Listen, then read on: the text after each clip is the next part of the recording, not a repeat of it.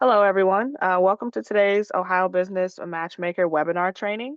My name is Deja Johnson, and today we'll be speaking with Wright Pat Air Force Base to discuss, of course, as the title of this webinar, doing business with Wright Pat Air Force Base.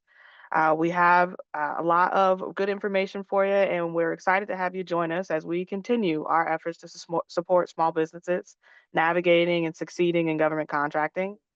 A little bit of background for those of you who may be new to our program. The Ohio Business Matchmaker is a vital event designed to connect Ohio small businesses with government agencies, prime contractors, and the idea of fostering opportunities for growth and collaboration. We provide training, networking events, and direct access to procurement opportunities to help you succeed in the competitive landscape of government contracting. This training is designed to provide you with valuable insight and effective strategies to engage with buyers and lenders, many of whom, of course, you'll see at the Ohio Business Matchmaker event this April. Before we begin, a few housekeeping items. If you have any questions, please utilize the Q&A chat box at the bottom of your screen. Type them into the Q&A function at any time. We'll be addressing questions throughout the session and during the dedicated Q&A segment.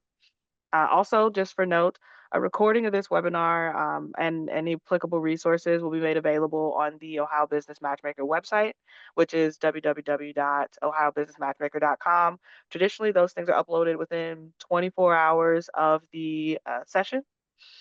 With that, I will hand things over to Ms. Shonda Harris, who is here with us from the Small Business Administration. Awesome. Thank you so much, Deja. And good afternoon, everyone. Again, we are excited for today's webinar, learning about how to do business with Wright Pat. And this webinar series is a collaboration between the SBA, the Small Business Administration, the Ohio Apex Accelerator, the Ohio Small Business Development Center, SBDC, the Ohio Minority Business Assistance Center, and some other agencies through Ohio Department of Development. So we're grateful that we're able to put on this webinar series so that you get a chance to kind of get some information about the procurement offices, the representatives that will be from the procuring agencies, and also from primes, also from some universities and colleges. You'll get a chance to learn about them prior to the large event, the Ohio Business Matchmaker. So if you haven't had a chance, if this is your first time joining us, hopefully that you can join us for another webinar. But today, as Deja said, we do have Doing Business with Wright Pat. We do have two presenters.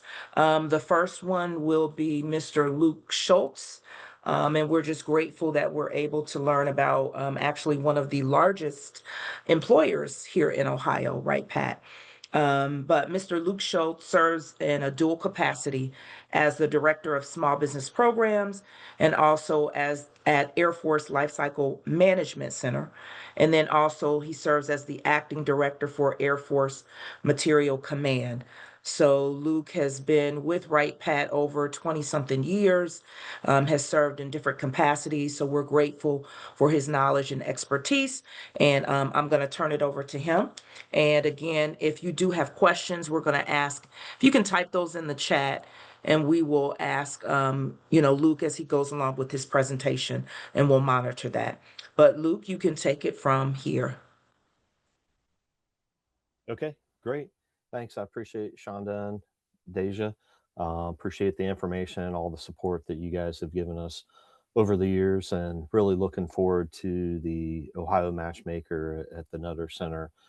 We always enjoy meeting with the various small businesses, and I know my entire team attends the event, and along with support from the other various centers at Wright Patterson Air Force Base. I'll quickly go through the slides I have for you. You should see them up there. So once again, Luke Schultz, Director of Small Business Programs for Air Force Lifecycle Management Center, and right now Acting Director for Air Force Materiel Command. Jeff Malott took the DRP, Deferred Retirement or Resignation Program. He actually retired from AFMC, and I believe he's been gone for about a year now. So that's kind of hard to believe. So this next chart just shows, hey, we're headquartered Wright Patterson Air Force Base near Dayton, Ohio. In essence, at the Air Force Life Cycle Management Center, we we deal with weapon centers or weapon systems from inception to retirement. We do subsystems, we do services, we have a huge operational portfolio too, constructions, things like that. I know on this chart, I also put the website for Air Force Life Cycle Management Center. There's a lot of great information in there. So, what I recommend everyone to do before you come to the event or before you speak with us, make sure you go out on the website and check out Air Force Life Cycle Management Center, the various mission execution directorates, or what we used to call, still call program executive officers or PEOs, or what's now going to be PAEs or portfolio acquisition executives. And then, so those are the mission execution directorates. And then we also have the enabling directorates, which include small business, contracting, finance, and along the lines of that. So make sure you do your homework. A lot of great information out there. We try to keep everything updated in real time. And then also that's out there that's kind of nice right now is they update the organizational chart every month. So there's current information out there. Next, you've heard about the acquisition transformation and kind of an update there. Secretary of War has directed a wholesale transformation to the warfighting acquisition system. In essence, they're looking to deliver on the changes, and really they're looking at the portfolio acquisition executives to play. They're going to be key in this, and kind of identifying how to go faster, the authorities, and kind of pushing out on mission execution. This just shows what we've been implementing. It talked about dynamic warfighter focus model that prioritizes speed of delivery for credible combat effective capabilities. We used to talk about cost, schedule, and performance. Now it's we talk about speed, schedule, and cost from that perspective. And down here on the third bullet talks about the program executive officers changing over to portfolio acquisition executives and trying to streamline that decision making, make it easier. You can see on the first tranche, the PAEs are now fighters and advanced aircraft, what we call C3BM, which is command, control, communications, and battle management, weapons, and then NC3, and then also propulsion. And then they'll have additional PAEs in the next tranche. And we're currently staffing a bunch of initiative and Tiger teams to kind of get after acquisition transformation and really from a mission optimization standpoint. This next chart just shows, once again, I have the website there. It shows the various mission execution directorates and the 2-letter symbol for that. So you can kind of look over that. I know headquarters, bombers, fighters and advanced aircraft, ISR soft. So it just gives the list of the various mission execution directorates. And then down at the bottom, it talks about what we call non-PEO, or what would be non-PAE, which is kind of your operational contracting. At Wright Patterson Air Force Base, we call it PZI. They have a huge operational footprint that covers construction, IT, services, and just kind of everything that you think of when you're talking from a large base as Wright Patterson Air Force Base. This next chart just shows good pictures of the various PEOs and PAEs, combat readiness, presidential and executive air power, mobility. So you see the C-17 there, bombers, the B-2, fighters and advanced aircraft, the ISR soft with the drones, weapons, training, and then propulsion. And then this next chart shows the other various ones, business enterprise systems. So think of legacy systems, electronic systems up at Hanscom Air Force Base, which also has cyber and networks, and then also C3BM. Just recently, Hanscom had their largest outreach event, which they do with AFCEA New Horizons, and they had record turnout for that, going over program requirements. And then Miss Amy McDonough, the small business professional up there, the deputy director, had a small business panel on Monday last week that had a great turnout. And I know she's always looking forward to meeting with small businesses and listening to your solutions and capabilities and helping out. So this next chart just shows the core purpose of us is, to support the warfighter fighter and make sure the offices consider small business solutions. Um, you know, Talk to small businesses about various requirements, coordination. As far as if you're looking at a requirement and you can't, you're sending emails to that team and you're not getting a response back, we're able to reach out to that team and talk to them to see what information we can get. We also like to talk to industry just to get a perspective of, maybe some of the issues they're having, on various acquisitions. We also like to hear, success stories too. And then we do outreach, which is this part of the outreach we're doing. And then also inreach, which is training the government acquisition teams on the innovative solutions that small business brings, the Rule 2, policy, guidelines, and procedures, and really pushing the teams to understand the importance of the small business industrial base and the focus there. And, we really push for small business alternatives. And this next slide coming up will just show kind of a chart. Oops, sorry.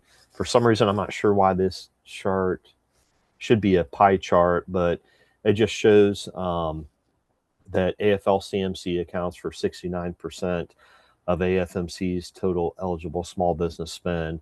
And then if you go up another notch to the command, you can see that AFMC is responsible for over 73% of the Department of the Air Force total eligible small business spend.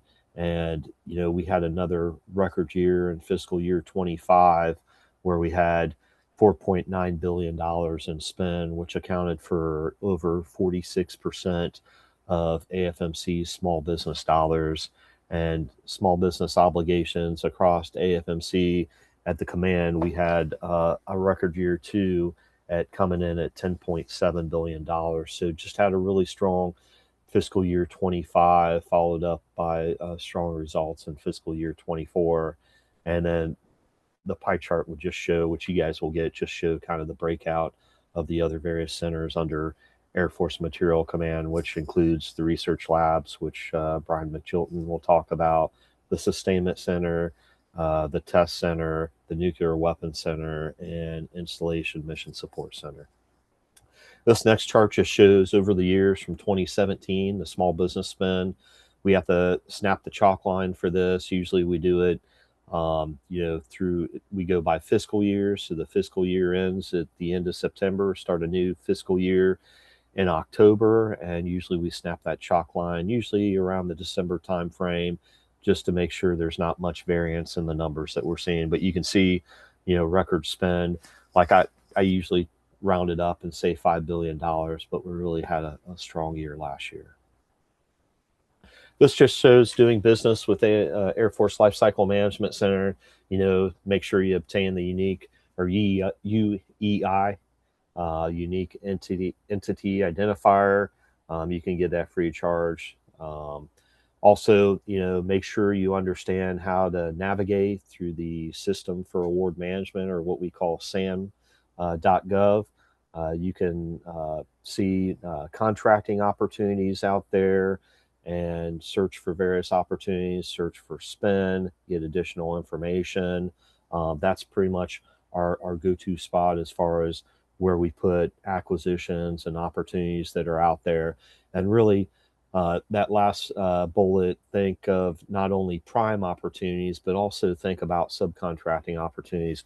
Normally, the first contract with Air Force Lifecycle Management Center would potentially be through a subcontract. And, other than small businesses are always looking for strong performers, small businesses that are able to provide an innovative solution. We also gave a couple sites. The AFMC small business website is down there. There's some good information on there. There's also an expiring contracts list. If you go to the AFMC small business website, you can send an email to the workflow, and Chelsea McCrae will send you an expiring contracts list. So it goes out 3 years. It includes all the contracts for Air Force Materiel Command. So that includes all the centers that I mentioned before. So what you can do with that is filter the Excel spreadsheet, look through it of what might be coming up that is expiring that you can look into.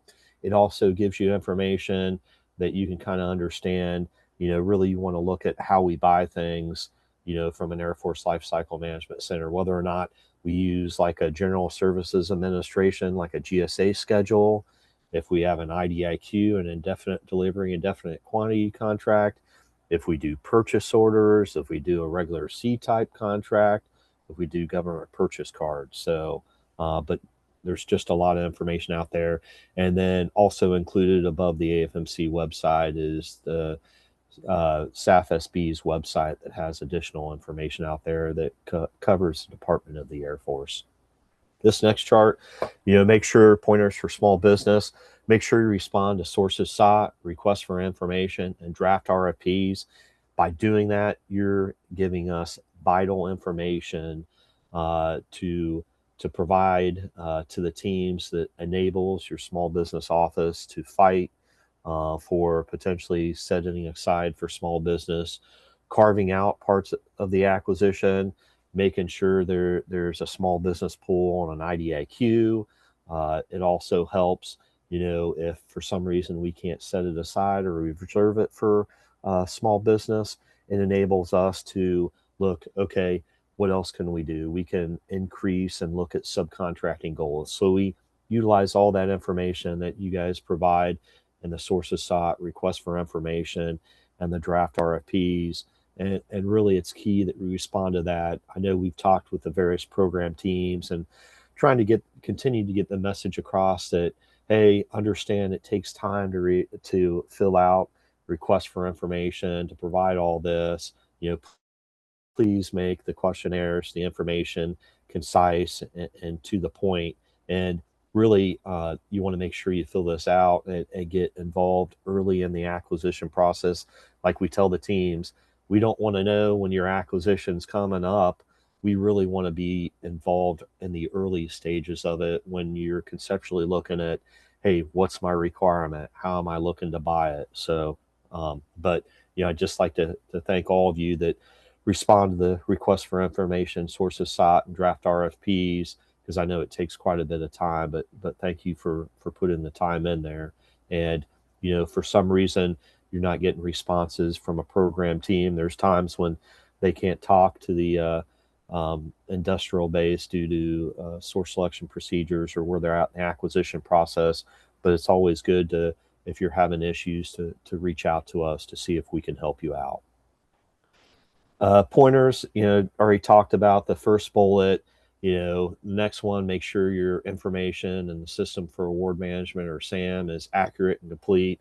We've had instances in the past where it wasn't accurate and it's impacted the acquisition. So make sure that you monitor that information, make sure it's updated, make sure you add the various NAICS codes that you operate under, and make sure that's complete. The next, talked about before, subcontracting opportunities. Look for those teaming opportunities, in essence, strengthening those capabilities. But also when you're a subcontractor, understand you have to perform well. Make sure you do a good job. Make sure you understand the terms and conditions that you're signing up for, and really look for those strategic partnerships. If you've already done business for another than small business or as a subcontractor, ask them if they have any other additional contacts or information that they can share with you that can help out. I know we usually talk with the small business liaison officers, which the other than small businesses, a lot of them have it. And they've given us stories where, hey, we've used this one small business in this division. We had no idea, this other division didn't know about it. We had no idea they had this capability. So make sure you try to get as many points of contact as you can. Make sure you update them, especially with all the changes with the acquisition transformation, all the changes that we've seen lately. Also from a government side with retirements, office changes. Make sure you keep those lists updated so you can leverage those strategic contacts. The next one, make sure you attend those industry days. I know I talked about the New Horizons event that they had, the small business panel. I know the various mission execution directorates will do various industry days. I know Yolanda McCain down at Maxwell Gunter for PEO Business Enterprise Systems.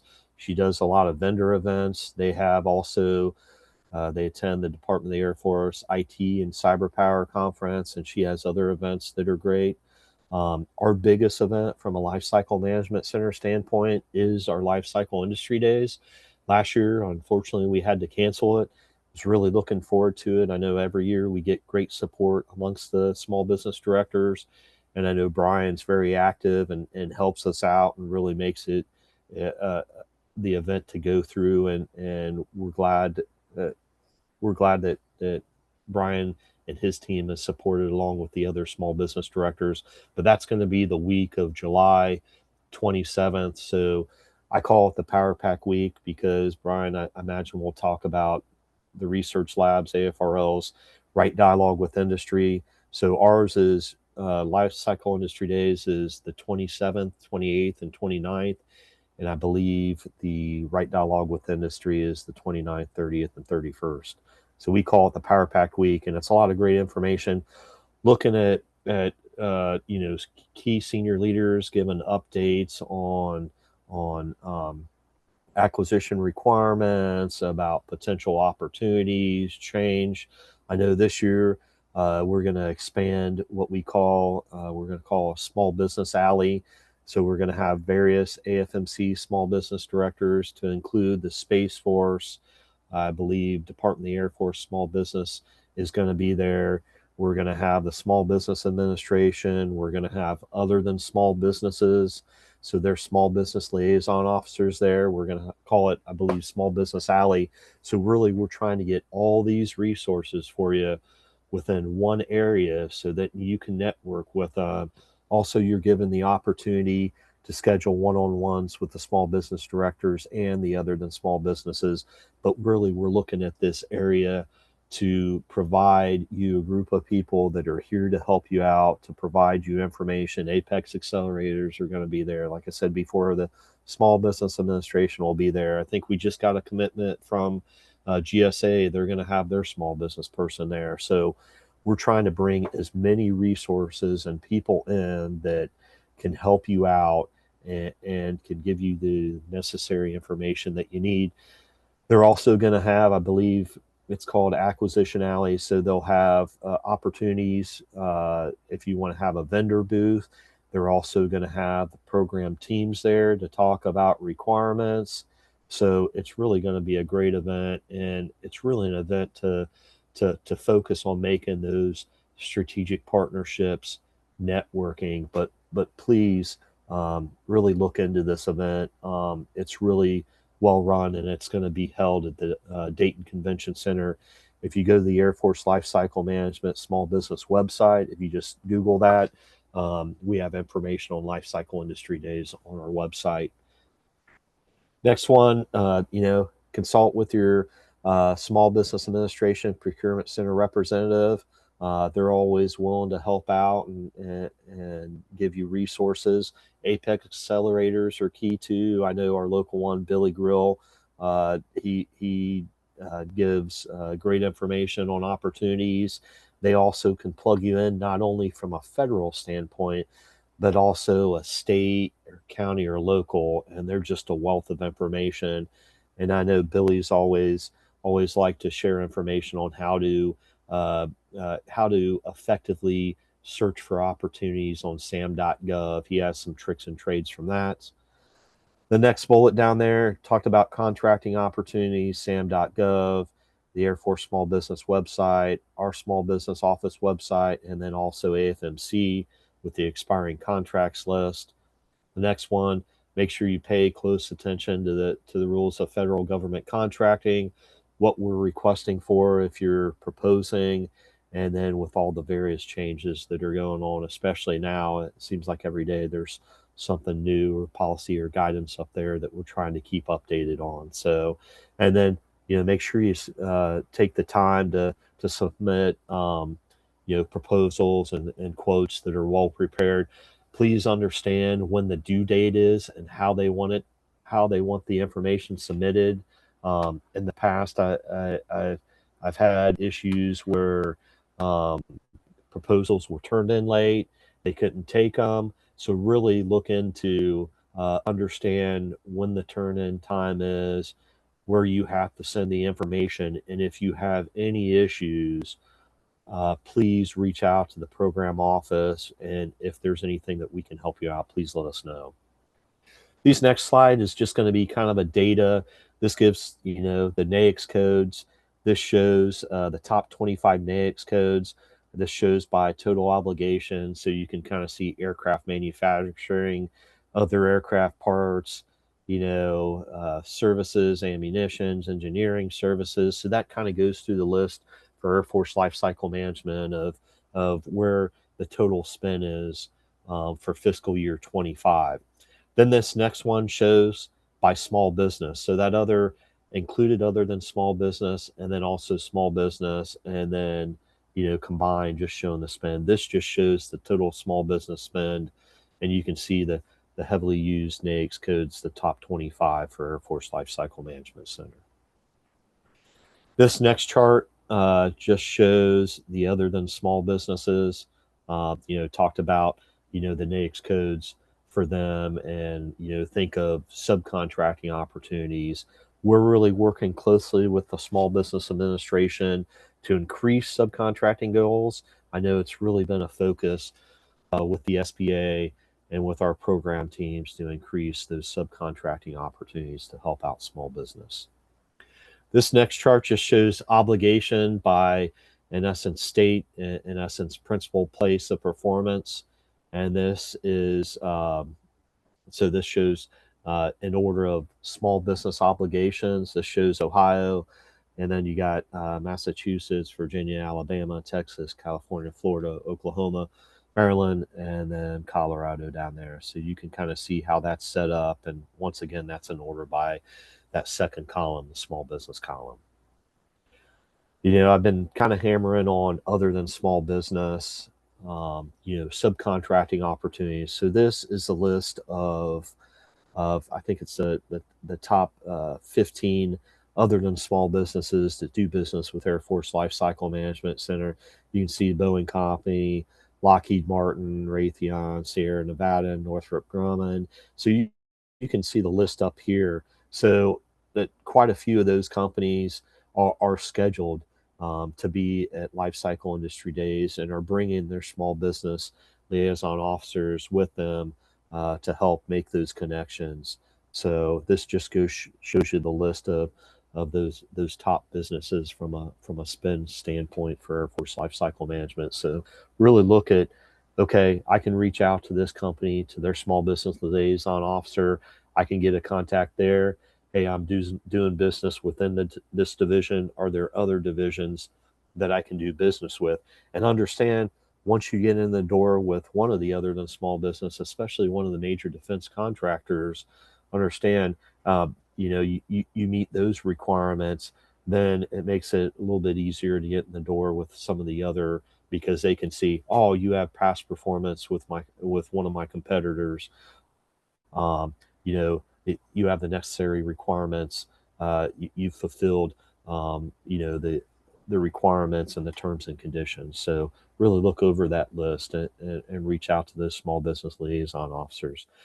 This next one just shows obligations by Department of Defense Activity Address Code, so DODAC, and that just shows by location. So you can kind of see, Wright Patterson Air Force Base with quite a bit of spend, and then it shows the other various life cycle management center locations, and then a couple locations within the state.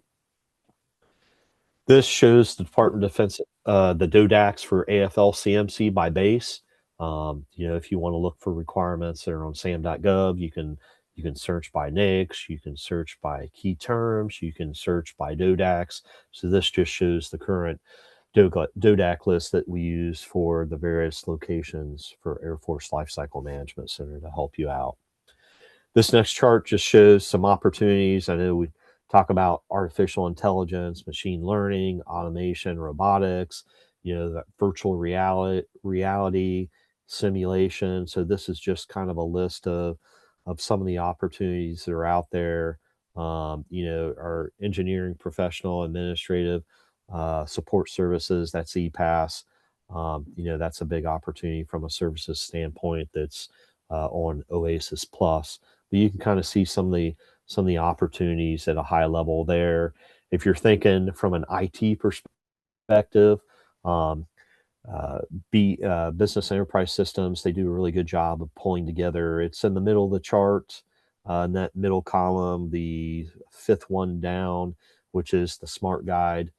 So they list acquisitions for 18 to 24 month period. They also have the Small Business Enterprise Application Solutions contract, and Yolanda McCain is the small business director down there. And like I said before, she's a wealth of information and more than willing to help out. This next chart just shows, our small business website. A lot of information on there. Please, if there's additional information that you would like to see on that website, please let us know. We try to get as much information out there as we can to help you.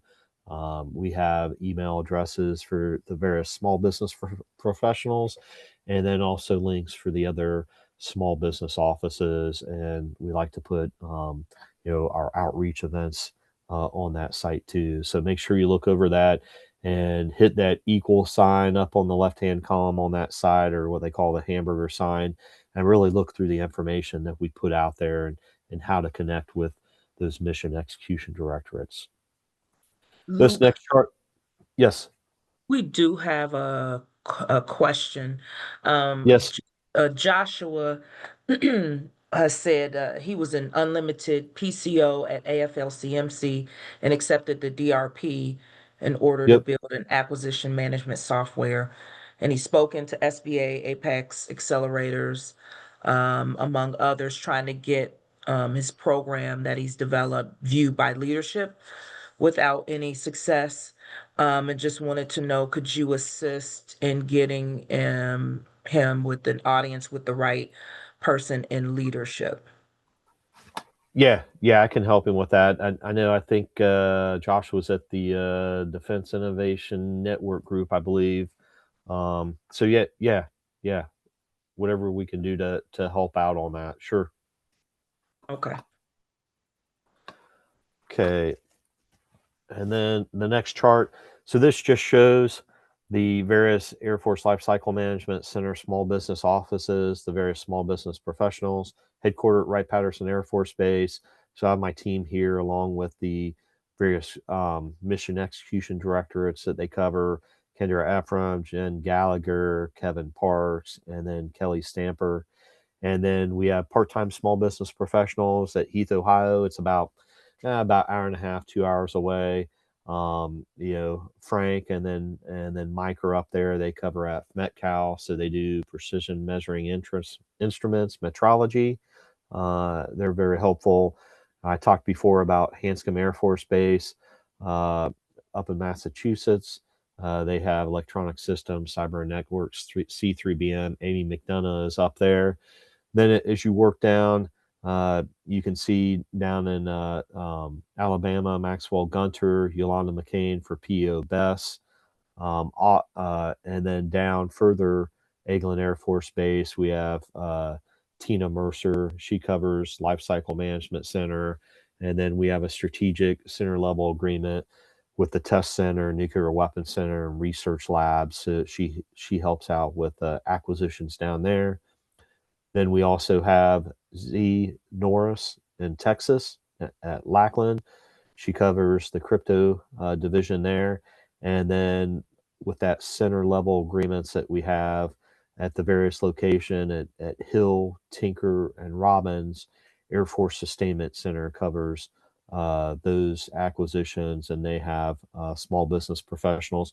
I still need to update this chart. If you search or Google Air Force Sustainment Center Small Business Office, you can get contact information for the various operating locations. And right now, the acting small business director for Air Force Sustainment Center is Lisa Stoker, and she's up at Hill, and just is great. Has a lot of experience, a lot of points of contact, and then I know their biggest event for Air Force Sustainment Center is the week after us, and that's the Tinker and the Primes that's held at Tinker.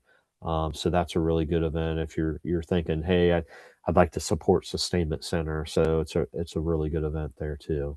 Um, and then contact information, you can get my work email on my website, or you can send uh, any questions, capability statements to the org box here, and Chelsea McCrae will help you out, get scheduled on our calendars, and help you make those necessary connections.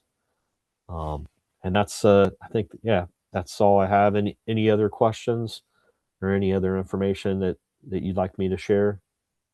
Thank you, Luke. We did have one, even though I answered it in the chat, I'm just going to go ahead and answer it just in case somebody else may be thinking this. But there was a young lady that wanted to know how to get a UEI. So I did put in there about, going to SAM.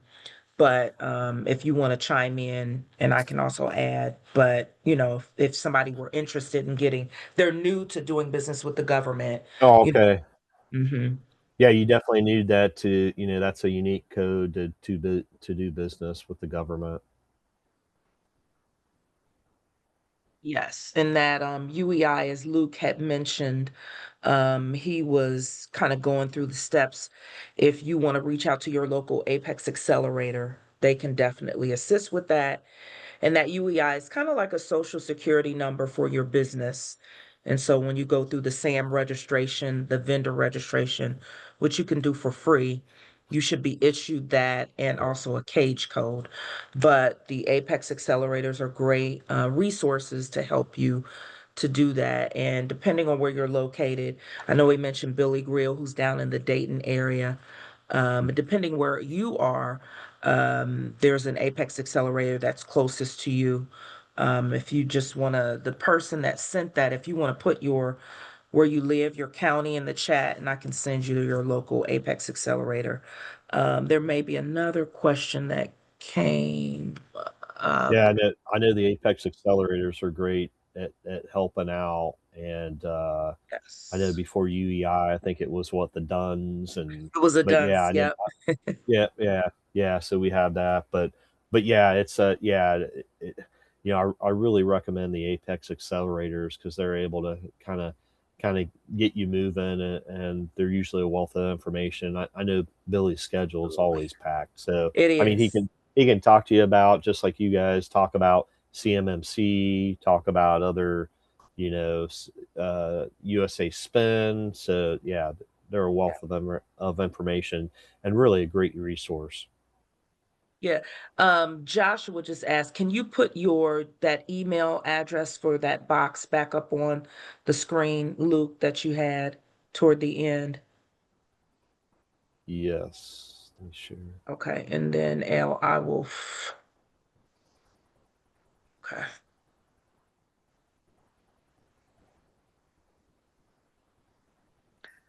For context, I also put the Apex Accelerator website, the Ohio Apex Accelerator website, in the chat, and you could use that to identify your local Apex Accelerator. I do believe the person who was originally asking that question would want to reach out to our Cincinnati office.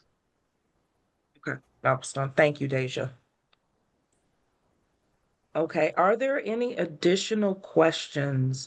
Always wonderful information learning about Right Pat. I think it is fantastic with the spin that Luke had mentioned on one of the slides.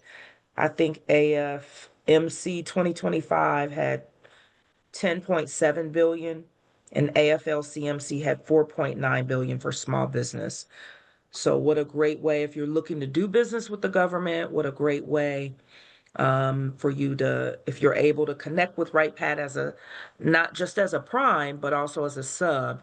And he showed, there's several different links where you can look for both prime opportunities and subcontracting opportunities. And if you're just getting started, sometimes it can be overwhelming. But as he mentioned, his team at the small business office can kind of help you navigate on how to do business at Wright Pat, who to connect with, what you need to do, looking at your capability statement. So they do have a pretty good organized system there to help you kind of navigate and learning how to do business with them. So I don't think there are any Yeah, additional the questions. only Go ahead. other thing I know, Shonda, the only other thing I would say too is understand how many resources and virtual information that's out there. And so it can enable you to save up for something like a life cycle industry days, a right dialogue with industry, Absolutely. some of those major events. And then before you go to those events, make sure you really spend time on enhancing your capability statement, doing your homework, and then really having that plan. Okay, I'm going to this event to meet these people. This is what I'm looking forward to getting from the event, and really have a plan, because I know just going to life cycle industry days and in the past, there's so many different speakers and resources and things that are going on that it can be a little overwhelming at times. Over. Yeah, that is correct, and having that plan. And I also like to add, as he said early on, going to the website, really finding out about their mission, some of the contracts that are ending. That could be a part of your plan so that when you go to these events, the matchmaker, when you go to the industry days, you kind of know, what division you want to talk to, where potential opportunity may be located for you. So thanks so much, Luke. Always great to learn about all of the different opportunities that are there at Wright Pat and through the Air Force Lifecycle Management Center. We are going to transition now to another division of Wright Pat. And we have Mr. Brian McJilton, who serves also in a dual capacity as both the director of AFRL Small Business Directorate and then also as the acting director of AFRL Strategic Partnering Directorate. So we are grateful. Both he and Luke are busy and serving in those capacities with all that's going on. So we're grateful for their time today. So Brian, we're going to kick it over to you All and right. let you take it from there. All right, Shauna, thank you very much. And Desaya, thank you again for inviting both Luke and I to speak today to this audience. And as Luke mentioned right early in his briefing, really looking forward to Ohio Matchmaker event next month, and meeting with a number of you that are either going to be on the call or be there also in attendance at that event next month. So let me share my screen so I can drive my slides for us. Okay.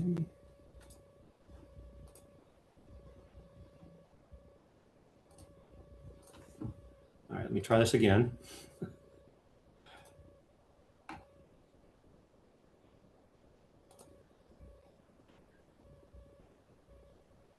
While you're pulling that up, Brian, I also want to plug in for all of our suppliers in attendance today. If you have not yet registered to be able to meet with Luke and Brian at the Ohio Business Matchmaker next month, uh, early bird registration is still going on, and it's available through Friday being the last day of the 20th, so that you can register with a little bit of a discount again to meet with lots of the buyers that'll be in attendance, including AFRL and AFMC and AFL-CMC as well. All right, wonderful. Can everybody see my screen now, my presentation? Yes. Okay, wonderful. So what I thought I'd do real quick is kind of give an overview of AFRL, the Air Force Research Laboratory. a little bit about who we are, what we do. I'll also go into our small business program office. Again, what our mission is, which is very, very similar to, almost identical, obviously, to what Luke just presented with regards to the LCMC and AFMC small business program office.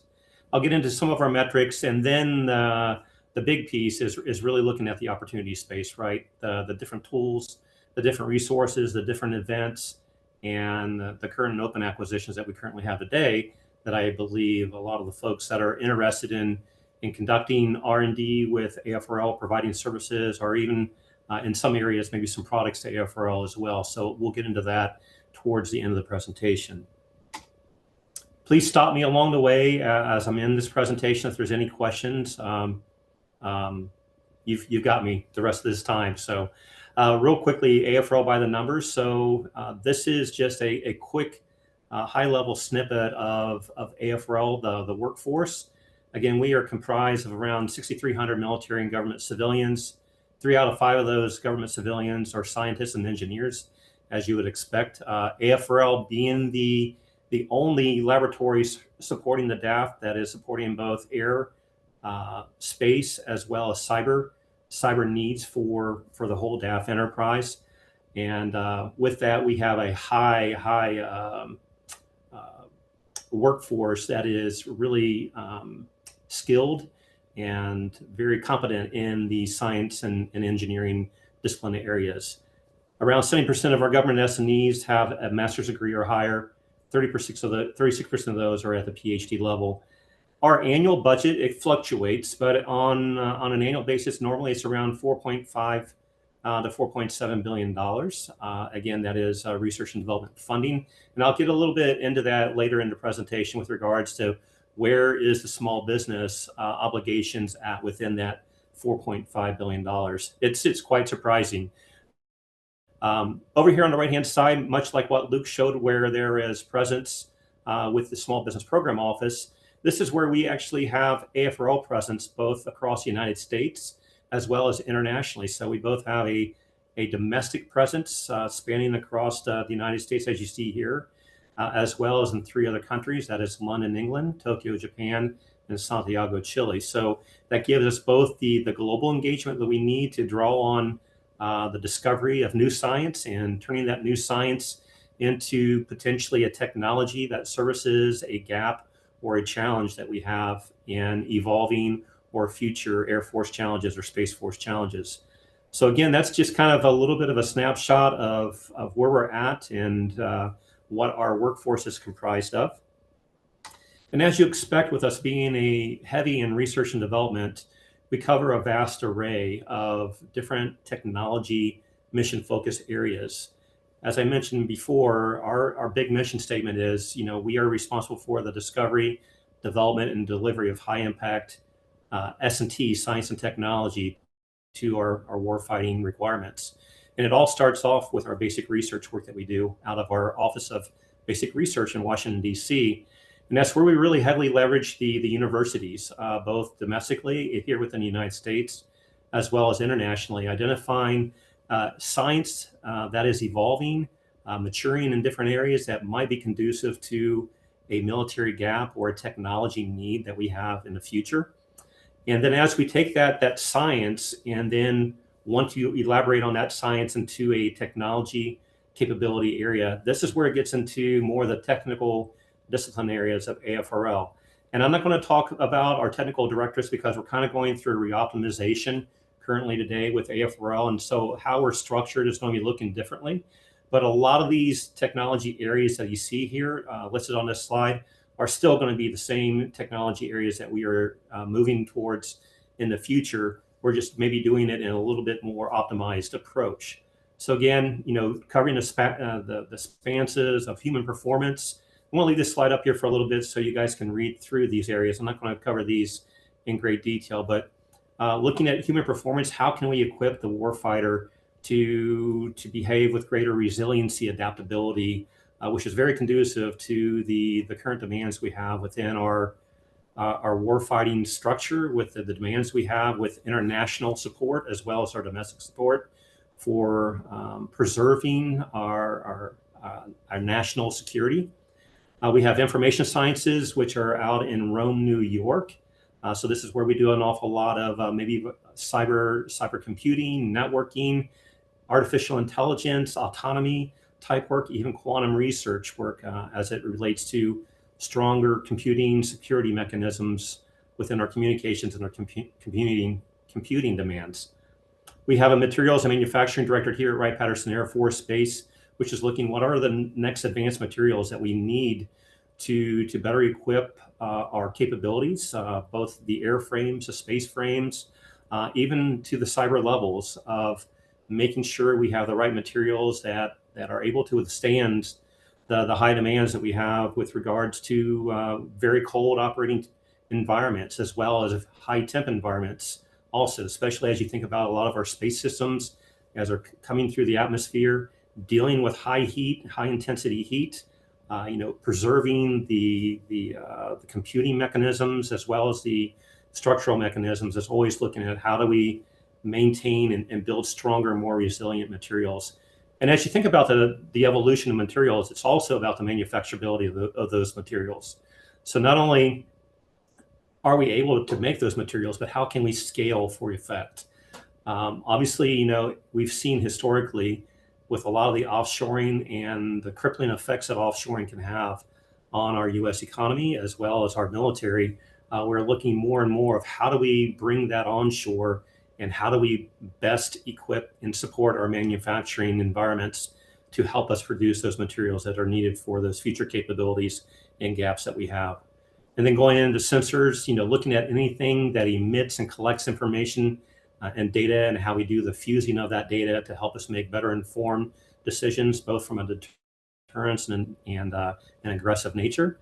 Space vehicles, again, looking at how we can better leverage space, small satellites, for increased, enhanced 24/7 around the clock, non-interruptible communications, which are so vital to our operations, both currently as well as in the future.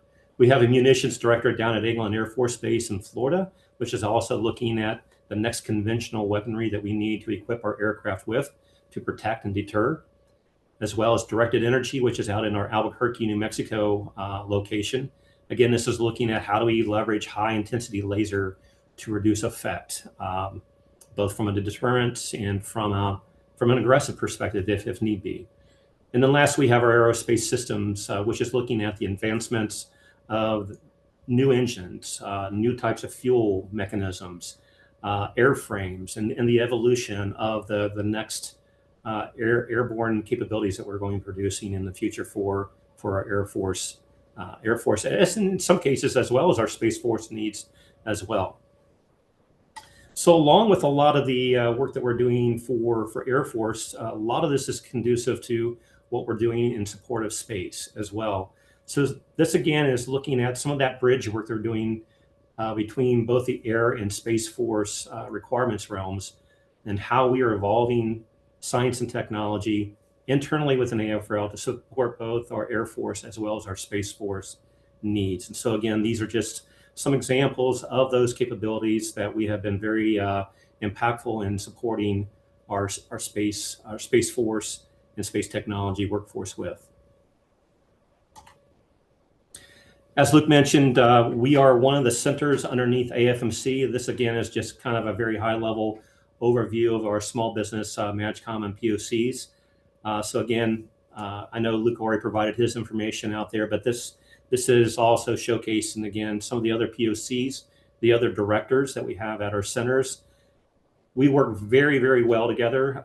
Luke will even advocate the fact that we have a very close relationship across all of our centers. So oftentimes when we meet with small businesses, there may be certain technologies or solutions or services that they're providing that may not be conducive to AFRL needs, but they could be conducive to Air Force Sustainment Center, Test Center, Nuke Warfare Center, or LCMC. And so because of the close working relationship that we have, oftentimes we are able to make connections, not maybe inside AFRL, but also being able to help you make connections inside the other centers as well. So again, irregardless of who you're meeting with, there's opportunities to get connected to us if your requirements are kind of fitting in our areas of interest.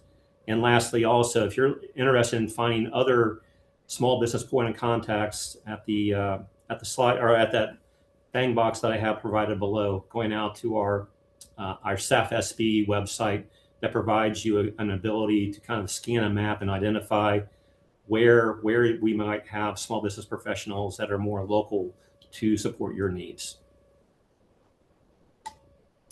So real quickly, the mission of the AFRL Small Business Office is really, I'll be honest, I'll say it maybe a little bit differently than what our mission statement says here. It is really to support you. Our role and responsibility, our primary role and responsibility is to be an advocate for you. When we have requirements coming into our acquisition offices inside AFRL or any of our centers or even at the MatchCom level, our biggest role and responsibility is to look at those requirements and work with our acquisition office to make a determination what is the best acquisition strategy that we need to be utilizing to bring forth the greatest and the best to support those requirements. And oftentimes we are being the advocate for small businesses to ensure that there's opportunities for us to do certain set-asides in our services, or ensuring that we have a strong subcontracting small business opportunity space for those that want to participate in that acquisition. And so this all comes down to how we become knowledgeable of who you are and how you become knowledgeable of who we are. And so oftentimes, just like today's event with regards to the Ohio Small Business Matchmaker and other events that you'll be seeing here later in this slide presentation, you know, the touch points that we try to support of engaging and connecting with small businesses so we can better understand who you are and what you're able to do, equips us to better support you during these times of acquisition, review, and determination of what our approach is going to be within our individual contracting offices. So again, thank you for being here on this call today. It's very important to us to become knowledgeable of who you are and what you do, especially those that are, for us, relative to the research and development efforts that we are pursuing, in addition to the services and products that we procure. Just a real quick highlight of where we're at with regards to our small business effect against our portfolio of obligations. So as I mentioned earlier, our total available spend that we have on an annual basis fluctuates, but it can fluctuate anywhere between a little bit below 4.5 billion and upwards over 4.5 billion.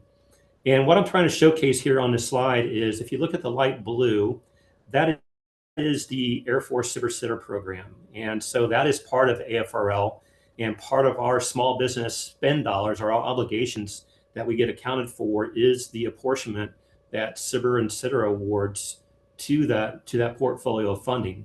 So on an annual basis, if you go back like in FY23, about $1.2 billion was obligated to small businesses through the Sitter program. But above and beyond the Sitter program, this is where you get into direct award opportunities with AFRL. This is going out and looking at full and open IDIQs, other services-oriented acquisitions we have, product acquisitions, or other R&D efforts that we acquire above and beyond what is offered through Sitter. That is what the darker blue apportionment is there. So you can see over the course of the last 3 fiscal years, we've been around the lower 900 million to almost $1 billion. And the dark blue area is that area that we are still chipping at. And when I say chipping at, this is where we are still advocating for small businesses, right? So we still have another $2.5 billion that's getting awarded to other than small businesses that we are trying to influence based upon our knowledge of the small business ecosystem, based upon the strength of the technologies and the solutions and the services that small businesses provide, to advocate more of those dollars to be awarded to small business. So our goal is to continue to build up that middle blue layer to where that dark blue layer becomes less and less with other than small business, but more with small businesses on the non-Sitter side of the house. At the bottom of the slide here, you can see really kind of how our portfolio is broken out. As you would expect, we are a research and development organization, so a large percentage of what we obligate is to the research and development area of requirements. But we do have a large portion of that, 30% of which goes to services. And I'd say in between the services and the R&D, we have about anywhere between 6% and 10% of products. So we don't purchase a whole lot of products, but that doesn't mean that we're not interested in your products. That's just the nature of how our obligations go. It's predominantly in the R&D areas as well as in the services, A&AS type of activities. Over on the lower right-hand side, you can see how our socioeconomic breakout has been over the last several years as well for FY20. Well, it should be 23, 24, and 25. That's a typo down below. But again, we do very well with regards to, the allotments that we are doing for the socioeconomic categories that are associated with our small business awards. So again, it is very important to us, and our contracting offices is always very aware of where we stand with regards to those SBA established goals and expectations for our small business awards. As Luke showed a list of their top NAICS and top PSC codes. Again, this is just more of an abbreviated version. We can provide a more detailed version of all of the NAICS that we award to, as well as our PSC codes. But these, again, are just a little bit of the top ones, the upper echelon of where we see the predominance of our obligations being awarded to with regards to those NAICS that are supporting our R&D efforts, as well as our services, both for NAICS and PSC codes.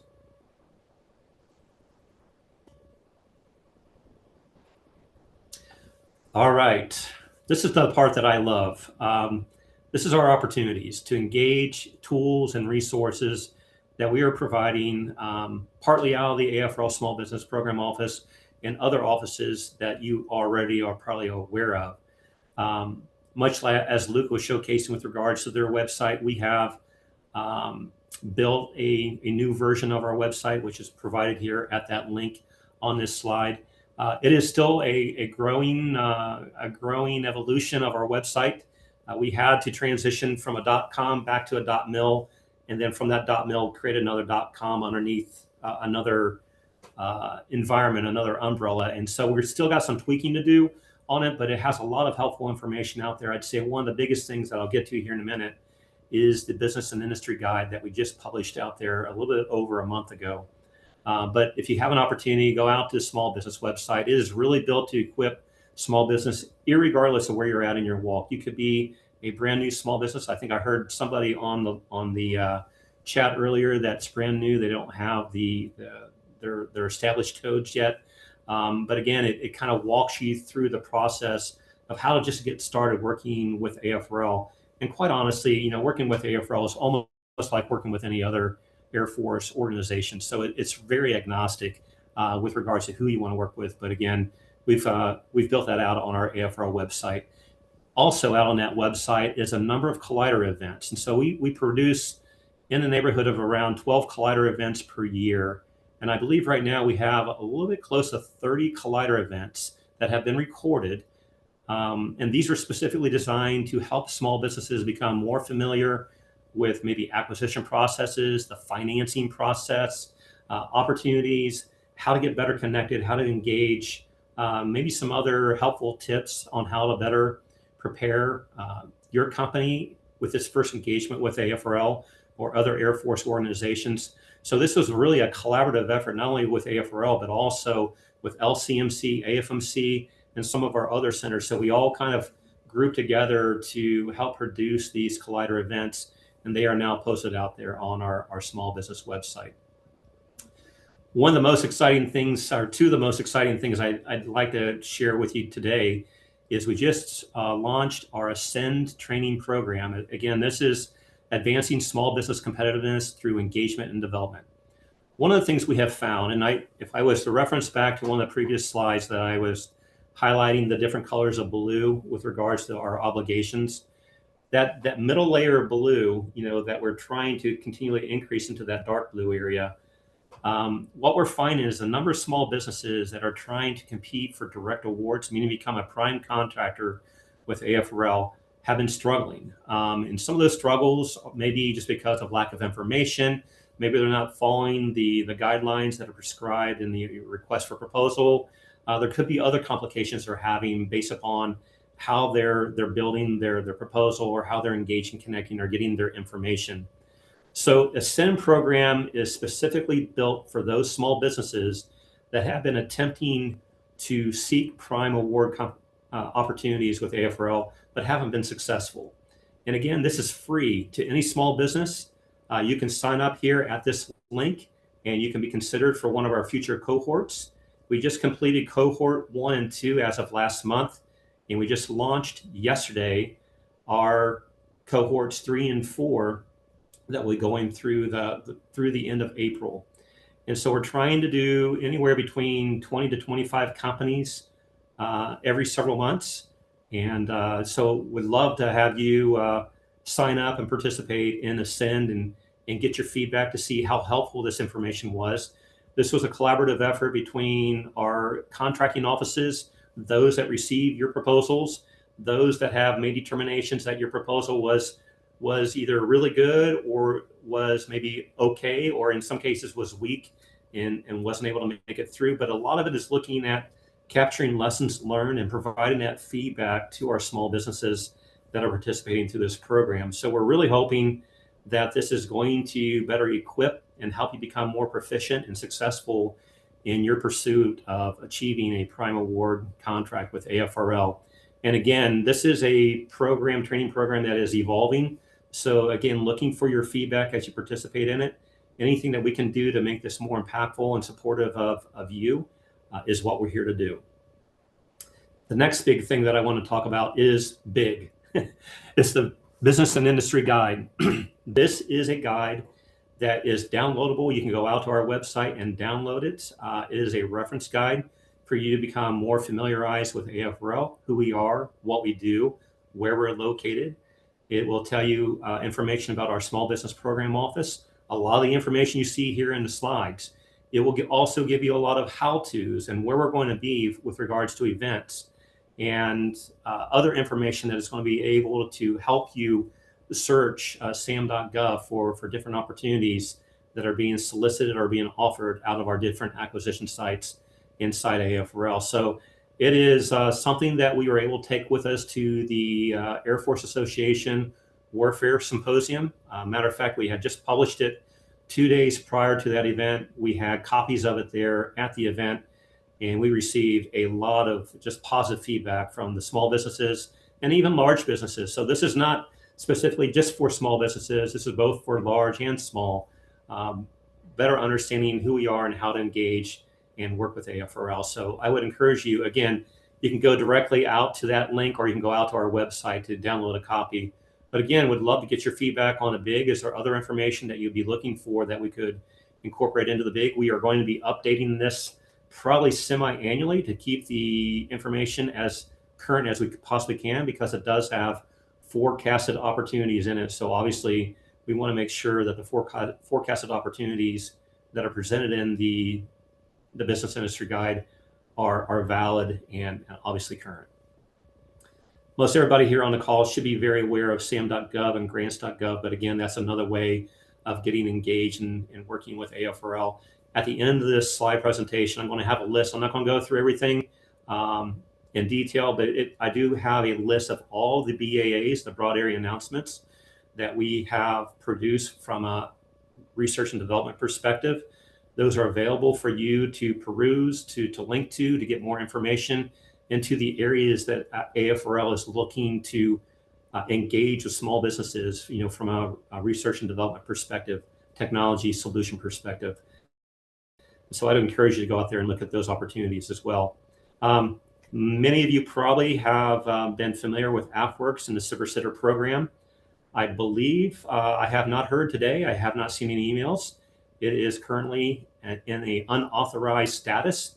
There is hope and anticipation that it will be reauthorized here soon. So just please keep referencing out to AFWorks website for any updates with regards to the SIPR program for the Air Force.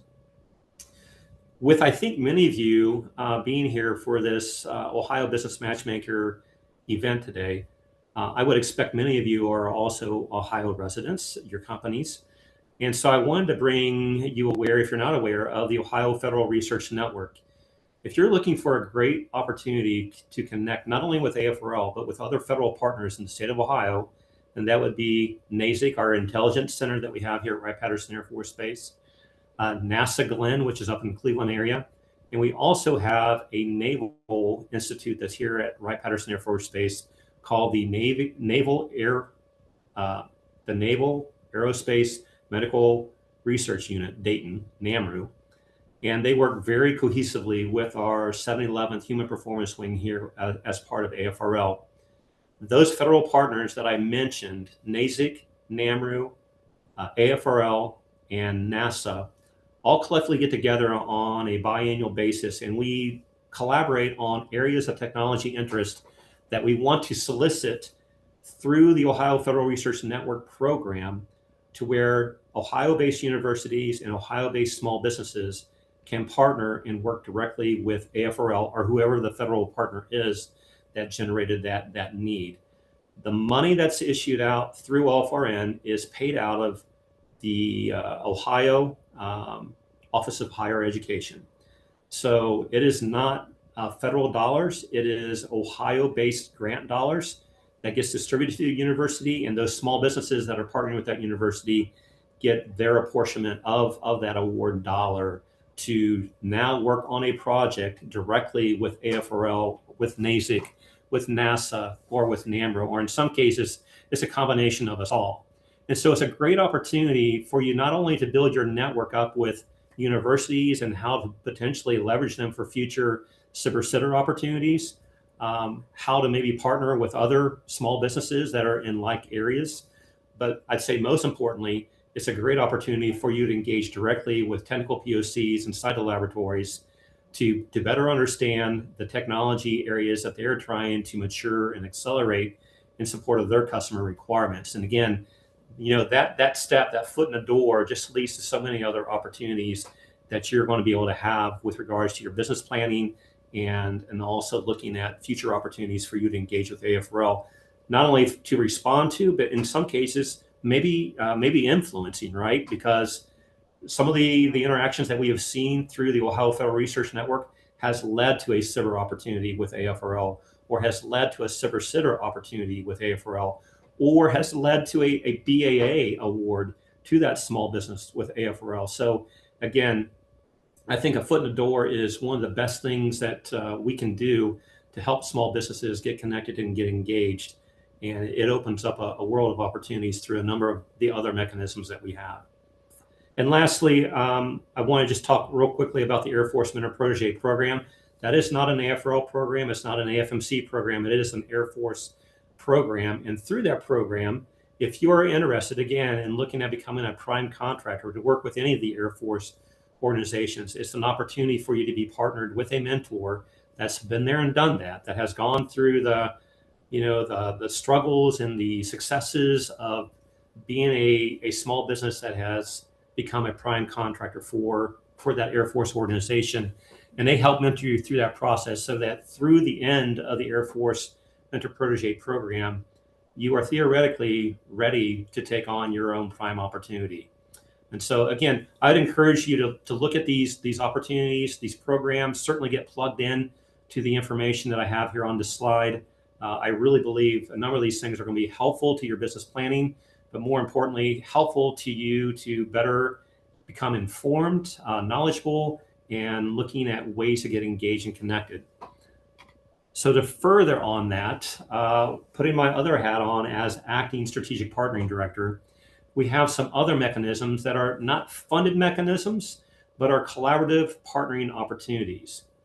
So underneath the Air Force and Space Force Tech Connect program, this is a virtual website whereby anybody with an idea, it can be a one-person small business, it can be two persons, all the way up to a much larger small business. If you have ideas that you think might be of interest to AFRL, it's an opportunity for you to go out to the website. I think it only asks maybe 5 or 6 questions, but generally basically what you're asking or what you're submitting is this idea or this concept that you want to get some feedback from AFRL on. Many cases, you know, as you maybe apply a proposal to an acquisition opportunity, or it could even be a SBIR topic, generally what you get back is it's not a whole lot of information. In some cases, you may not get any information back. But through Air Force Space Force Tech Connect, what you will get back is some information stating that, hey, this is really not an area of our interest in its current form, but maybe if you tweaked it, or maybe if you thought about pursuing a pathway like this, it might be more conducive to an interest area of us. Or maybe it is something of interest to us, and now you've made a connection to further proliferate discussions and ideation on. And so again, it's just another opportunity to get a foot in the door with AFRL. Additionally, we have stood up what's called the AFRL Regional Network. We have 2 networks that are hosted in the Midwest and Mid-Atlantic. And our key partner in supporting the evolution of that network is Purdue University in the Midwest. They manage that network. And when I say manage, what they're trying to do is bring in more small businesses, bring in large businesses, bring in venture capital firms, bring in other national laboratories, bring in other government organizations, to include us, obviously, because we're supporting it. But the whole idea is looking at truly collaborative partnering opportunities to where we're leveraging each other's resources towards dual purpose technology opportunities, both from a military perspective as well as a commercialization perspective. So you're saying, okay, well, what's the value proposition to me? Well, the value proposition is, yes, there's a little bit of an award in it. There is a financial award through the regional network, but it's really just kind of paying for very, very small contributions, right? It's nothing that you're going to be making a good salary off of. But the big value proposition is, A, it gets you connected in with an AFRL technical POC again. So now you're becoming more aware of the type of technologies, type of capabilities that we are trying to drive the advancement and delivery of solutions to our customers towards. It's also giving you an opportunity to network with other small businesses, but also, as you think about the opportunities to become a subcontractor with large businesses, it's getting you connected with those large businesses that are working with us. And so I can't tell you how many events that we have gone to where we've had large businesses come to us after we've done maybe a presentation like this. And they're like, hey, we would really love to have your help in getting us connected into more small businesses, because our small business pool to support our subcontracting efforts is getting relatively small, and we really need to build it back up. So the regional network is another opportunity for you to get connected with those large businesses, as well as learn about other government needs that are happening out there with the other partners that are coming to the table. And oh, by the way, if you're looking for potential additional funding to support maybe a maturation of a technology or solution that you're building, it's an opportunity to get connected with venture firms that we're starting to see now are paying more attention to military capabilities above and beyond software solutions. They're looking at hardware solutions now as well. So a lot of great opportunities to collaboratively network and engage and become more informed with AFRL and the ecosystem in which we work. DAF-T3 is another program that we have underneath our strategic partnering. And this is where we are able to leverage collaborative partnering agreements to enable you to have deeper and more, I'd say, fruitful conversations with AFRL. Sometimes you can meet AFRL at Right Dialogue with Industry, but that's unclassified, and we can only share so much, at an unclassified level. Through a CRADA, a cooperative research and development agreement, or other forms of agreements that we have that enables us to have higher level classification discussions with businesses and with industry and universities. It's also an opportunity to get you connected in with our partnership intermediaries, which we have a number of those, which I'll show you here on the next slide, that are kind of an intermediary for tech transition and transfer opportunities. So it's just another mechanism we have in our toolkit to help you get connected and have, I'd say, more productive conversations with AFRL and many other Air Force organizations that have been designated kind of a lab nomenclature to their operations. And so it's not just AFRL. There's a number of Air Force organizations that have what I would call T3 tech transfer and transition authorities that have been delegated down to them. And we can help you become better aware of who those organizations are as well.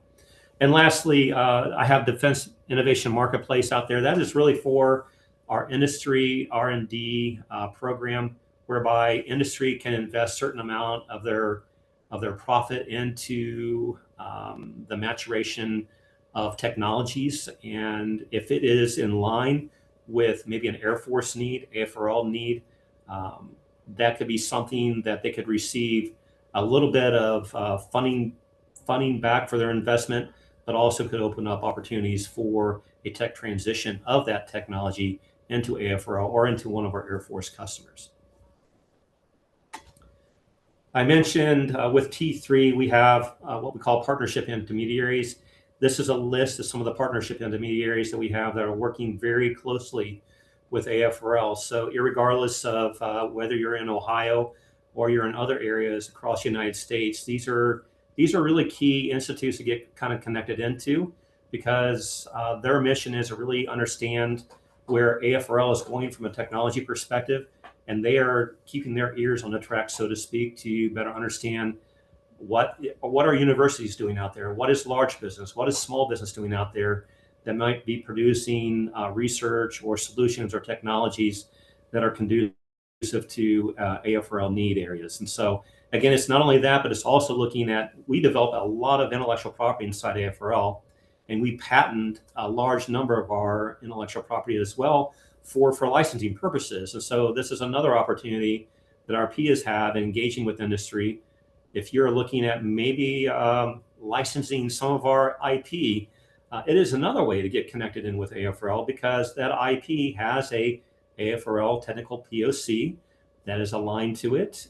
Again, it is technology that we are not orphaning out of AFRL, but is technology that we are still believe is going to be impactful to our mission areas in the future. And so license it out to industry, allowing them to invest commercialization dollars to further mature and advance that technology, gives us an opportunity to look at that technology in the future to make a determination of whether or not it's something we want to transition back for military purpose. So it is another great opportunity to have collaborations with AFRL, but also to be able to take something that we started developing inside AFRL for a military purpose, looking at how maybe it could be dual purpose to a commercialization perspective, but at the same time, have that military transition mindset of maybe transitioning that technology back to AFRL or the Air Force in the future.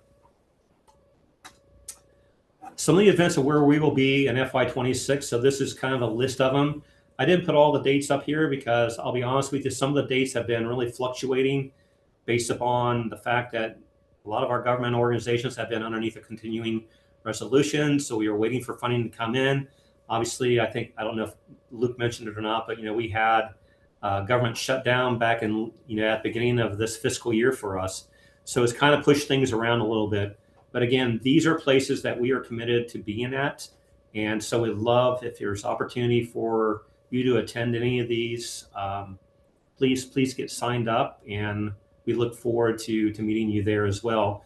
Not only to meet with you at one-on-one with us, but it might be opportunities where we can bring some of our scientists and engineers to meet with you as well.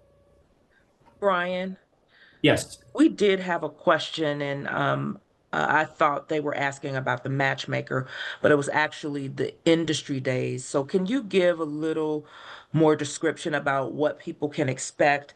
It's not the matchmaker, so they're not going to be sitting down and meeting with someone, but can you give a little bit more information about that event?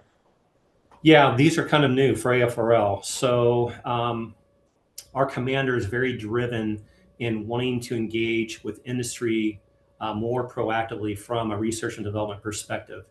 One of the limitations we've had, if you can go back and look at WDI, a lot of the conversations we have at Right Dialogue with Industry or PACA BFI or at most all these events that we have listed here, when we get into technology discussions, our limitation is a classification level, right?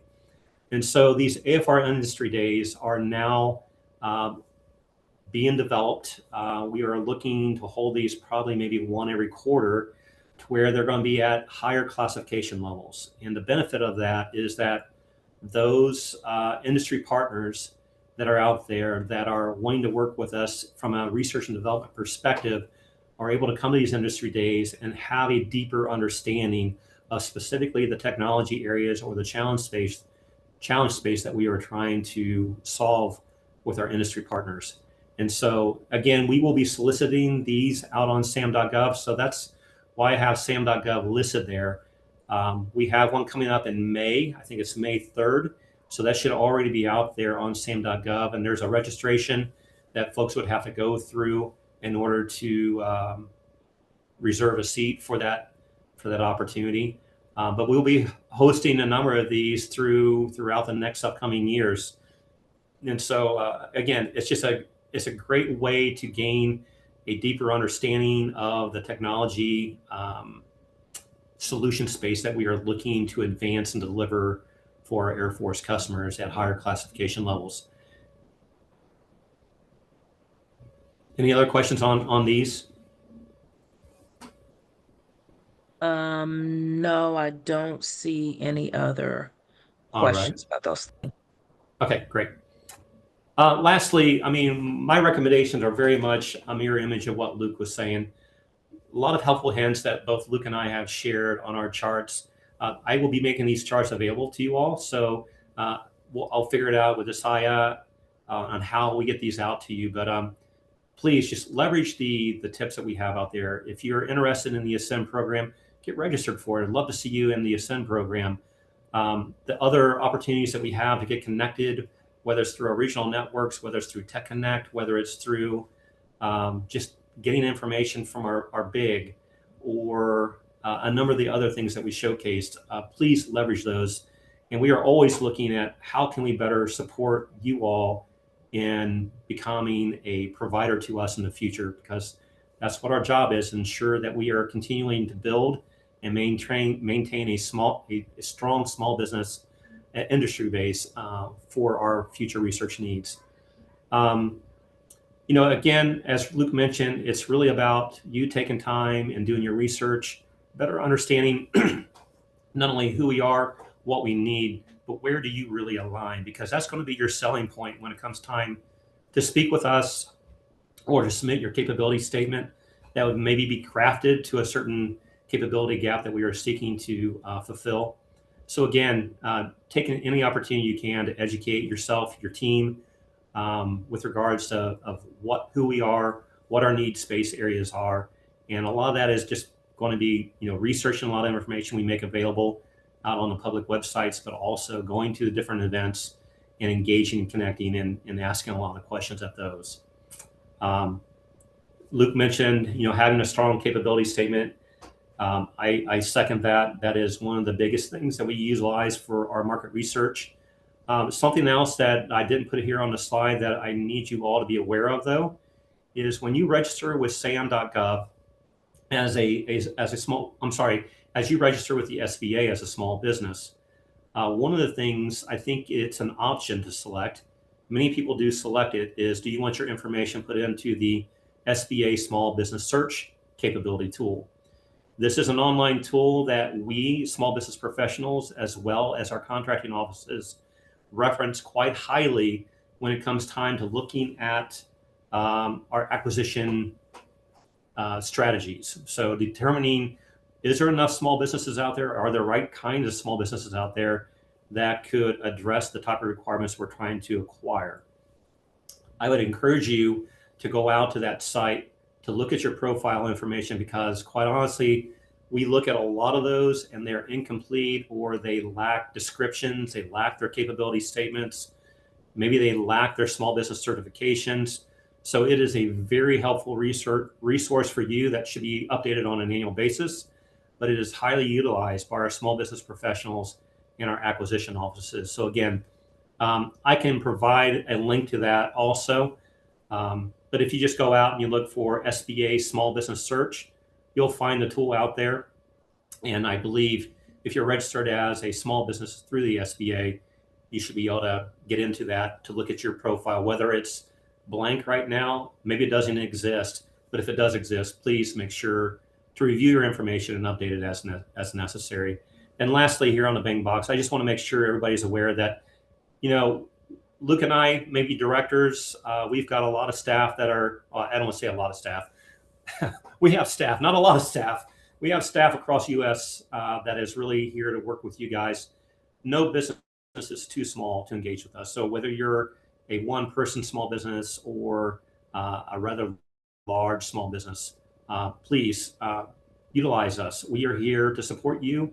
We need you because the work that you do in support of our requirements is so pivotal to the advancement of what we do in our mission, supporting our customers, supporting the national security of this country, as well as our allied partners. So what I wanted to do last, and I'm not going to go through all this, Luke showed you a list of a lot of their DODACs and the offices. What I did here is these are a list of the DODACs that are here specifically at Wright Pat, and this shows you some of the current contract opportunities that we have within AFRL. Okay, this is AFRL specific, only AFRL. And so you will get a copy of these. So I don't expect you to be feverishly writing these down, but I just wanted to go through and show you there's a lot of opportunities to work with AFRL, and there's even more opportunities coming. But again, become familiarized with these DODACs with regards to maybe what does that site really do with regards to technology. For example, Eglin Air Force Base is where we have our munitions directorate at. So you would expect to see a lot of maybe air warfare type of activities coming out of that. Rome, New York, the RI directorate there is our cyber information directorate. So you'd see maybe software-enabled radio systems, artificial intelligence work, cyber computing, maybe quantum type of things happening there. And in some cases, there's construction activities that are happening at those bases as well. So again, this is just a snapshot of the contract opportunities. It is not exhaustive, but again, just to show you the fact that there are a number of opportunities available to you today at AFRL. This last set of information I have here is really how to leverage SAM.gov. Luke talked about, going out, looking at SAM.gov for specific DODACs. I don't know how many folks know this, but you actually can go into SAM.gov and you can set up a filter that will allow you to have an automated search. So anytime an opportunity becomes available at LCMC or any of our other centers, AFRL, you can actually type in specific DODACs that you want to target and any other keywords that you want to target in that search. And when any new opportunities become available, such as a sources sought, an RFI, or an RFP, you will get notified of that opportunity. And so it almost does a lot of that hard work for you, the research work for you, and enabling you to really just focus on those things that are very pertinent to your technology or your services or the products that you guys provide and want to provide to the federal government. So again, this is just a how-to on leveraging SAM.gov to better support you. And we went through a couple of examples on how you could set that up to provide that automation for you in the future. So again, these are a list of our BAAs. These are our broad agency announcements. And we have what are more called applied research areas. Also here are the links to get to every one of those opportunity spaces. So again, as you're continuing to do your homework, doing your research on AFRL, this provides you a lot of helpful links to gain insights into those opportunities. And again, opens up an opportunity for you to engage with maybe those technical POCs that are listed so that if you have a technology or you have a service or solution that you believe really fits into that area that's being announced, that requirement area, it gives you an opportunity to reach out to that POC to have that conversation. And so again, please, I can't reiterate enough, utilize this information, the links and websites, et cetera, that we've provided. And if there's anything else that we can do to support you, please just reach out to us at the links we provided, whether it's our inbox or whether it's to us directly. And I believe that's all I had to share for this presentation. And I'm available for any questions. Thank you. Okay, thank you so much, Brian. Yes, we do have a question. One of the participants on the webinar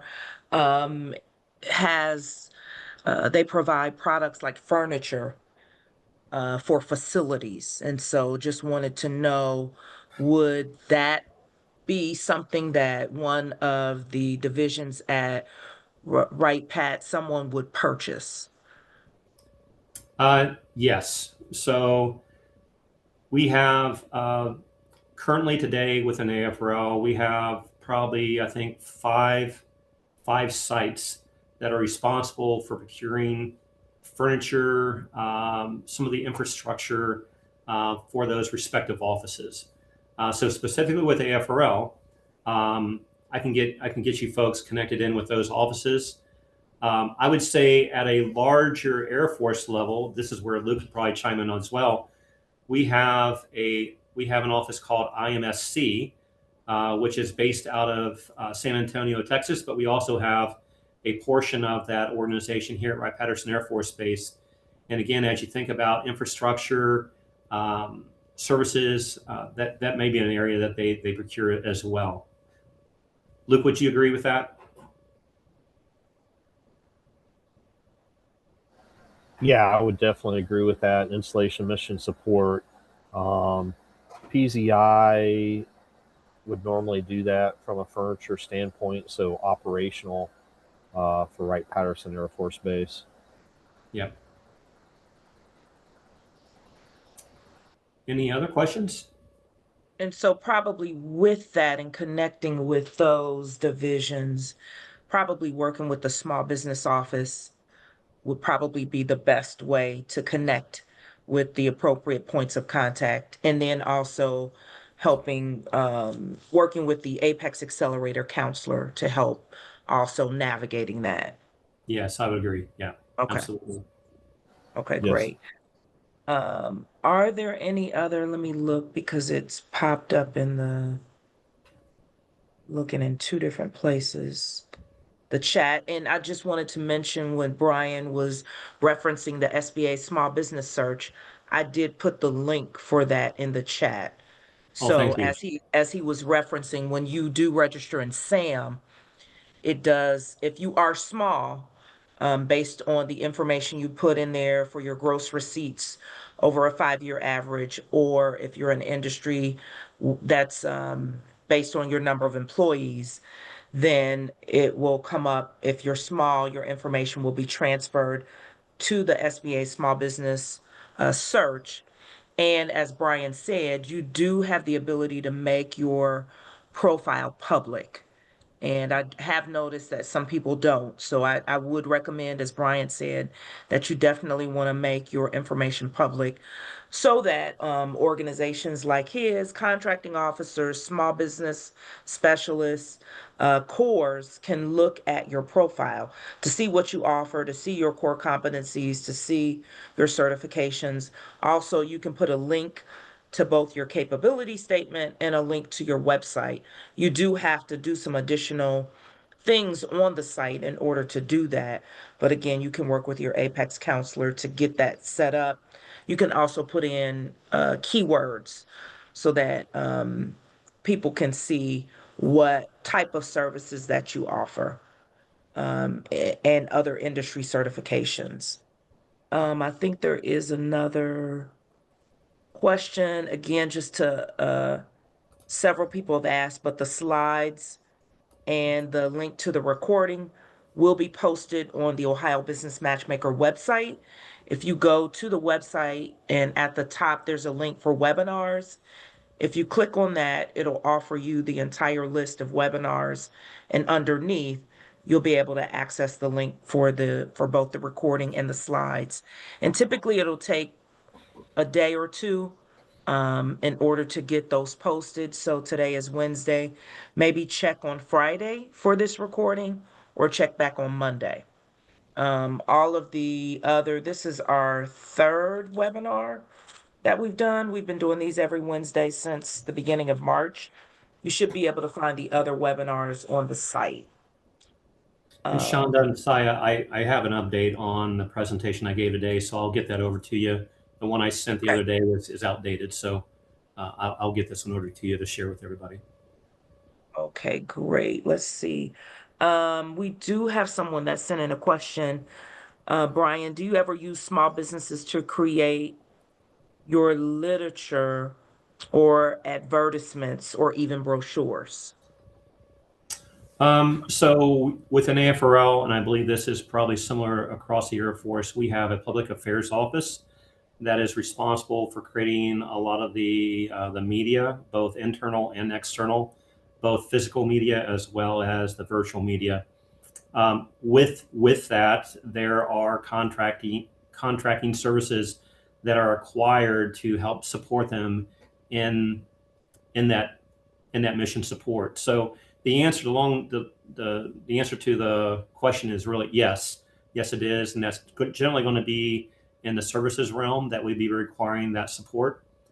So again, we do this at each of our sites. It's not done at headquarters and distributed across all of our AFRL locations, but each location procures currently today their own specific type of support in that area.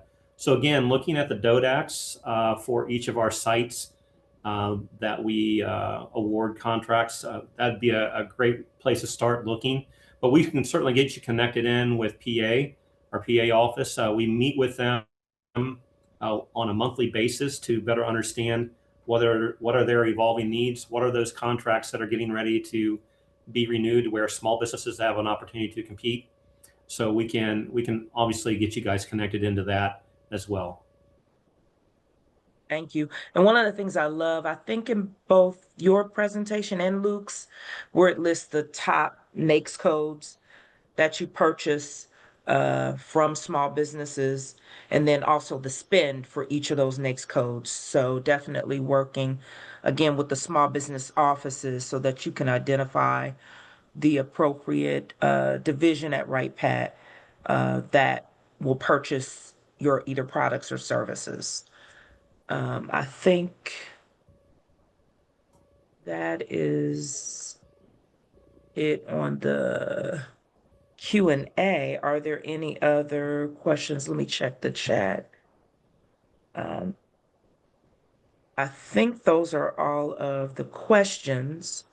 Again, I want to thank Brian for his presentation. It's always wonderful to find out just all of the wonderful things that Wright Pat they buy and sell. And if you're a small business, it is a great way for you to get started. Sometimes if you're building up that past performance, you may be able to find opportunities as a sub. It may not be as a prime where you have a direct contract with a federal agency, but maybe as a subcontractor, you may be able to get an opportunity, but definitely taking advantage of both Luke and Brian provided some best practices and some things that you can do in order to make sure that you kind of have success, or at least you're able to help navigate learning how to do business at Wright Patterson Air Force Base. I think, Brian, you're also going to be at the Matchmaker as well. I will be, yes. Both Yes. Brian and Luke, and they typically, I think, Wright Patterson has the most, I think, attendees from a procurement perspective, representatives that are there. They probably usually take up like a row or two of individuals that come from there. So they always have great representation. So if you haven't registered, as Deja said, we want to get you to register probably before the end of this week so that you can take advantage of the early bird registration. So if you visit ohiobusinessmatchmaker.org, Deja, can you put that in the chat, the Yes. matchmaker website? Yes. And as I was saying that, someone typed in a question. The codes are very important. I guess, are you referring to the NAICS codes, or if we can learn where to find them, it can really help us to get started.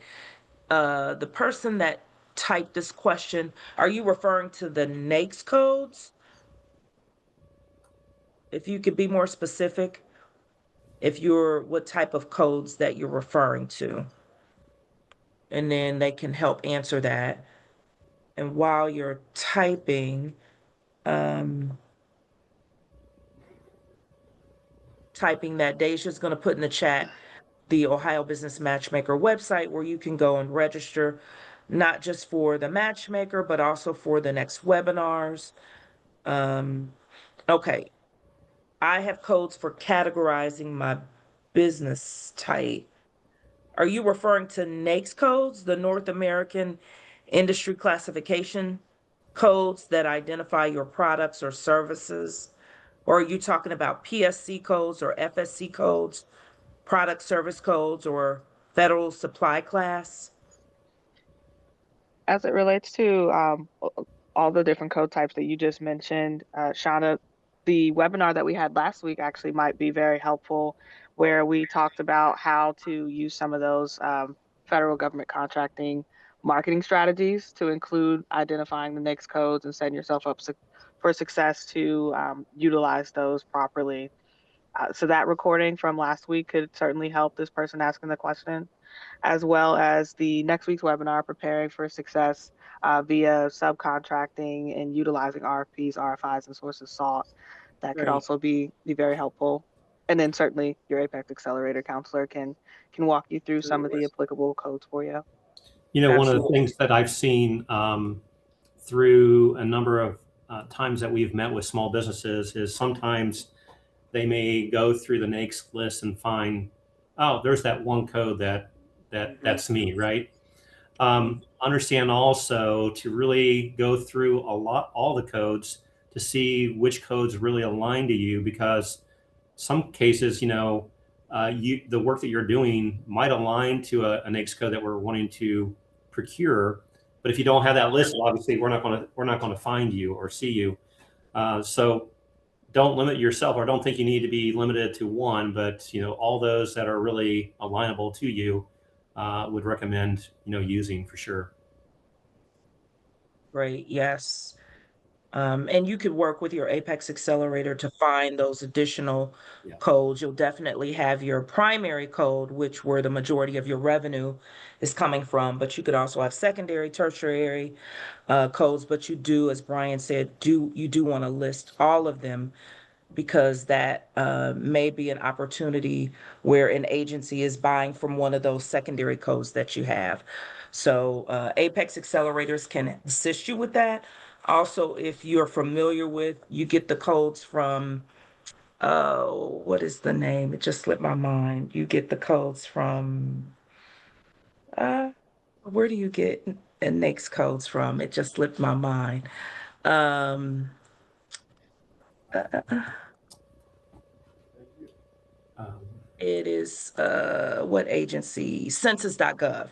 If you're familiar with census.gov, you can go on census.gov and you can do cross searches. And a lot of times with those cross searches, they'll bring up additional NAICS codes that are associated or similar to your primary NAICS code. And so, as Brian was saying, you definitely want to make sure you list all of those, and you can work with your Apex counselor to find those. And then if they're not in your sam.gov profile, you want to make sure that you add them so that they'll be in there, and then also add them to your capability statement as well.